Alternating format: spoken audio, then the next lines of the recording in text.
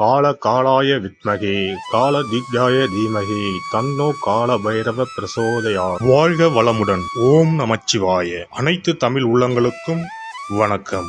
நாம் இந்த பதிவில் பெயர்ச்சி அடைந்த சனி பகவானால் ஏற்பட போகும் தாக்கத்தை குறைக்க ராசிக்காரர்கள் செய்ய வேண்டிய பரிகாரங்கள் மற்றும் எந்த கோவிலில் உள்ள தெய்வத்தை வழிபட வேண்டும் என்பதனை பற்றி விரிவாக காண்போம். உங்கள் வாழ்வில் வளமும் நலமும் செல்வ செழிப்பும் பெற்று வாழ்வில் உயரிய நிலையை அடைய எல்லாம் வல்ல இறைவனை வேண்டி விரும்பி கேட்டுக்கொள்கிறேன். நீதி பகவானாக பார்க்கப்படும் சனி பகவானின் ஆதிக்கம்தான் நம் வாழ்க்கையின் சகலத்துக்கும் காரணம். ஒருவர் தன் கடமை நேர்மையில் இருந்து தவறும்போது அதற்கான தண்டனையை சனி பகவான் கடுமையாக கொடுப்பார். அதனால்தான் சனி பெயர்ச்சி என்றாலே நாம் பயப்படுகிறோம். என்ன ஆகுமோ எப்படி இருக்குமோ என்று நடுங்குவோம். ஜோதிடத்தில் நம்பிக்கை இல்லாதவர்களின் நெஞ்சங்களிலும் பயத்தை கொடுப்பவர் சனி பகவான். பொதுவாக சனி பகவான் 2.5 ஆண்டுகள் ஒரு ராசியில் சஞ்சரிப்பார். அந்த வகையில் 12 ராசிகளையும் கடப்பதற்காக 30 ஆண்டுகளை எடுத்துக்கொள்கிறார்.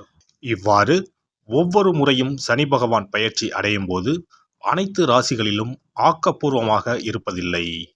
அப்படியாக சனி பகவான் மகரம் ராசியில் இருந்து கும்ப ராசிக்கு இடப்பெயர்ச்சி அடைகிறார். அதன்படி மேசம் லாபச்சனி, ரிஷபம் தொழில் சனி, மிதுனம் பாக்கிய சனி, துலாம் புண்ணிய சனி, தனுசு தைரிய சனி என வருவதால் இந்த ராசிக்காரர்கள் கொஞ்சம் நிம்மதி பெருமூச்சு விடலாம். அவ்வப்போது சனி பகவானை வழிபாடு செய்து வாருங்கள்.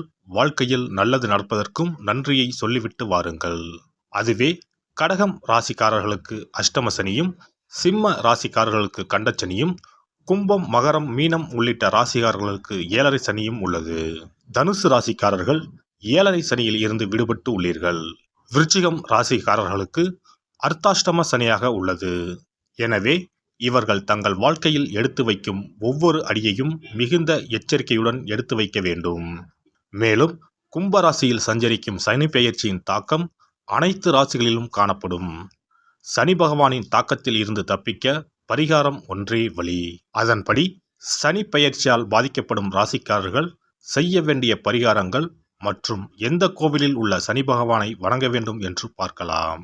கன்னி ராசி அன்பர்களே, உங்களுடைய ராசிக்கு 6ஆம் வீட்டில் சனி சஞ்சரிக்கும் பொன்னான காலம். கன்னி ராசிக்காரர்களுக்கு முழு அதிகாரத்தையும் சனி தருவார். இதுவரை நிறைய சறுக்களை சந்தித்து இருப்பீர்கள். சனி பகவான் தனது சொந்த வீட்டில் ஆட்சி பெற்று பயணம் செய்யும் இந்த காலகட்டத்தில் கடன், நோய் எதிர்ப்பு போன்றவை கட்டுப்படும். விபரீத ராஜயோகம் கிடைக்கப் போகிறது. எனினும் சனி பகவானின் தாக்கத்தை குறைக்க வாழ்வில் மேன்மை பெற விழுப்புரம் மாவட்டம் உளுந்தூர்பேட்டை தாலுகாவில் இருக்கும் பரிக்கல் லட்சுமி நரசிம்மர் ஆலயத்திற்கு சென்று வழிபட்டால் மிகுதியான நன்மைகளை பெறலாம். இக்கோவிலுக்கு ஒருமுறை சென்று வாருங்கள். பல மாற்றங்கள் உங்கள் வாழ்வில் உண்டாகும். இத்தலத்தில் செய்யப்படும் வழிபாடுகளால் நவக்கிரக தோஷங்கள் விலகும். விழுப்புரம் மாவட்டம் பரிக்கல் ஊரில் உள்ள கோவில்தான் அருள்மிகு லட்சுமி நரசிம்ம சுவாமி கோவில்.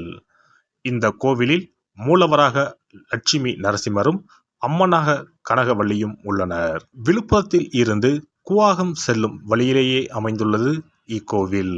உளுந்தூர்பேட்டை, விழுப்புரம் ஆகிய ஊர்களில் இருந்து பேருந்து வசதி பரிக்கல்லுக்கு இருக்கிறது. பொதுவாக நரசிம்மர் கோவிலில் உக்கிரமூர்த்தியான நரசிம்மர் தன் மடியிலுள்ள மகாலட்சுமியை ஆலிங்கனம் செய்திருப்பார். ஆனால் இந்தியாவிலேயே இங்கு மட்டும்தான் நரசிம்மரை லட்சுமி தாயார் தன் வலக்கையாலும், லட்சுமி தாயாரை நரசிம்மர் ஆலிங்கனம் செய்தபடி மூர்த்தி உண்டு. மூலஸ்தானத்தில் லட்சுமி நரசிம்மரும் தனி சன்னதியில் கனகவள்ளி தாயாரும் அருள் பாலிக்கின்றனர். இங்கு பெருமாளை தாயார் ஆலிங்கனம் செய்துள்ளபடி இருப்பதால் பெருமாள் மிகவும் சாந்த சொரூபராக உள்ளார். உலகிலேயே இரட்டை ஆஞ்சநேயர் உள்ள ஒரே சன்னதி இந்த ஆலயத்தில் உள்ளது. இத்தலத்தில் லட்சுமி நரசிம்மர் அனைத்து பிரிவு மக்களாலும் குலதெய்வமாக கொண்டாடப்படுகிறார். 1800 ஆண்டுகள் பழமையான இத்தலம் மிகச்சிறந்த பிரார்த்தனை தலமாகும். இத்தலம் காலை 6 மணி முதல் மதியம் 1 மணி வரைக்கும், மாலை 4 மணி முதல் இரவு 8 மணி வரைக்கும் திறந்து இருக்கும். காலை 8 மணி முதல் 9 மணி வரை காலசாந்தி பூஜை, 11 மணி முதல் 12 மணி வரை உச்சிக்கால பூஜை, இரவு 7:30 மணி முதல் 8 மணி வரை ராக்கால பூஜை நடைபெறும். பதவி உயர்வு வேண்டுபவர்களும் பதவி இழந்தவர்களும் இங்கு வந்து பிரார்த்தனை செய்தால் அவர்களது வேண்டுதல் கண்டிப்பாக நிறைவேறும் என்பது இக்கோவிலின் தனிச்சிறப்பு. கை கால் ஊனம், மனநிலை பாதிக்கப்பட்டவர்கள், திருமண தடை உள்ளவர்கள், வழக்கு வம்புகளில் சிக்கி இருப்பவர்கள், பில்லி சூனியங்களால் பாதிக்கப்பட்டவர்கள் இத்தலத்தில் வந்து வழிபட்டால் தங்கள் பிரச்சனைகளில் இருந்து விடுபட்டு நல்ல தீர்வு கிடைக்கப் பெறுவார்கள். எண்ணெய், பால், தயிர், இளநீர், பஞ்சாமிர்தம், எலுமிச்சை, மஞ்சள், சந்தனம் இவற்றோடு கூடிய நித்திய அபிஷேகங்கள் செய்யலாம். நரசிம்மருக்கு வஸ்திரம் சாற்றலாம்.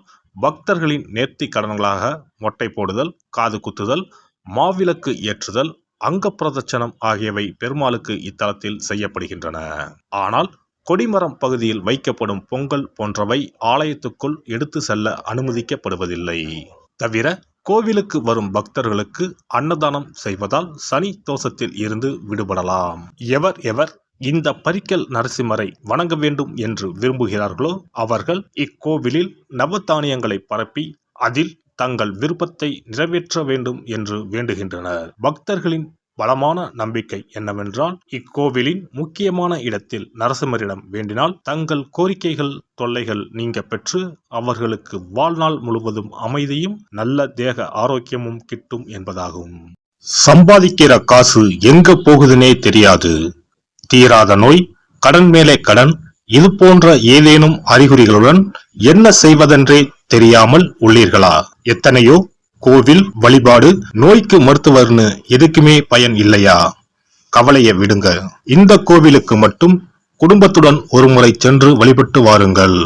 அதன் பிறகு தடைப்பட்டு இருந்த உங்களது வளர்ச்சியும் ஆரோக்கியமும் பிடித்த தோஷங்களும் விலகி ஓடுறத ஒரு சில நாட்களில் உணருவீர்கள். இத்திருக்கோயிலுக்கு செல்ல முடியாதவர்கள் வீட்டிலேயே சில எளிய பரிகாரம் செய்யலாம். சனிக்கிழமை தோறும் எல் தீபம் ஏற்றி வழிபடலாம். காகத்துக்கு சாதம் இடுவதும் மாற்றுத்திறனாளிகளுக்கு இயன்ற உதவிகளை செய்வதும் சிறப்பு. சனிக்கிழமை தோறும் சனி பகவானுக்கு இரும்பு அகல் விளக்கில் நல்லெண்ணெயில் தீபம் ஏற்றி வழிபட பலவித பலன்களை பெறலாம். கருங்குவளை மலர்களால் சனி பகவானுக்கு அர்ச்சனை செய்து வர நன்மைகள் பலவற்றை பெறலாம்.